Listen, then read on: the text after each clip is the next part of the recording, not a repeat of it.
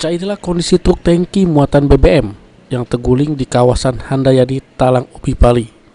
Truk dengan nomor polisi BG8532IJ disopiri Edi Santo dari arah Blimbing menuju kota Pendopo, Pali.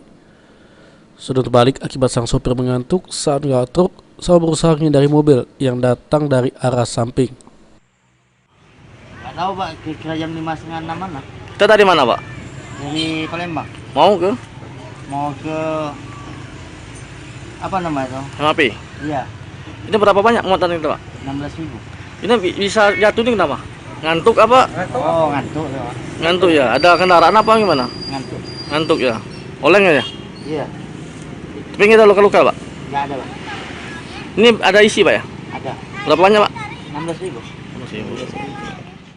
Beruntung dari kejadian ini tidak nimbul ke korban jiwa, di mana sopir truk Edi Santo waktu itu langsung ditolong warga lalu ditaruh di pinggir jalan. Dengan ada kejadian ini dihimbau sama para sopir kendaraan supaya waspada sama hati-hati saat gawak kendaraannya. Usniawan, PAL TV.